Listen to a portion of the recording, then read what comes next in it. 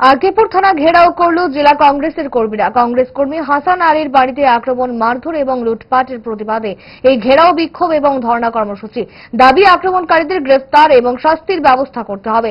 জেলা কংগ্রেস সভাপতি টিটন পাল জানান, রবিবার সন্ধ্যায় আরকেপুর থানা এলাকার শালগড়ের কংগ্রেস কর্মী হাসান আলীর বাড়িতে দুষ্কৃতিকারীরা তাণ্ডব চালায়, বাড়ি দোকান ভাঙচুর এবং লুট করে। হাসানের স্ত্রী ফিরোজা বেগমকে লোহার রড দিয়ে পায়ে এবং মাথায় আঘাত করা হয়। এছাড়া তার 2 বছরের সন্তান এবং বৌদি ভাগ্নেকেও মারধর করা হয়।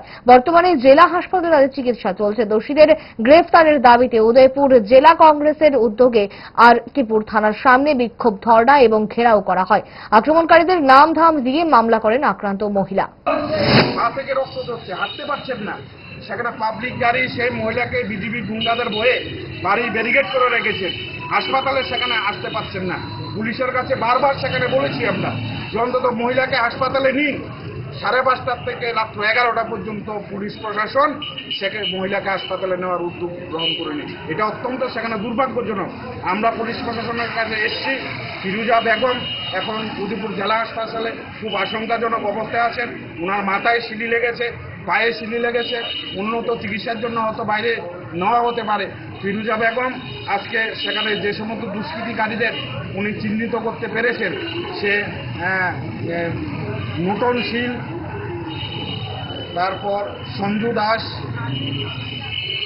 সুনীল, গৌতম শীল, তারপর বিষ্ণু সরকার, লক্ষণ সরকার, যাদেরকে উনি চিনতে পেরেছেন তাদের বিরুদ্ধে সেখানে মামলা করেছেন। মামলা অভিযুক্ত আরও 30 থেকে সেখানে 40 জন ছিল। আমরা পুলিশ প্রশাসনের কাছে পরিষ্কার সেখানে বলতে চাই, যারা এই অপকর্ম করেছে, যারা বাড়ি লুট করেছে, ভাঙচুর করেছে, যারা রক্ত জড়িয়েছে, সেই সমস্ত দুষ্কৃতিকারীদের সেখানে অবিলম্বের সাথে সেখানে গ্রেফতার করতে হবে। না হলে আগামী দিন জেলা কংগ্রেস সেখানে আরো বৃহত্তর আন্দোলন আমরা সংগঠিত করতে। ভালো খাবার দেখে অম্বলের কথা মনে পড়ে, তার সমাধান 5 দশক ধরে গ্যাস, অম্বল ও পেটের সমস্যার একমাত্র সমাধান গ্যাস নল।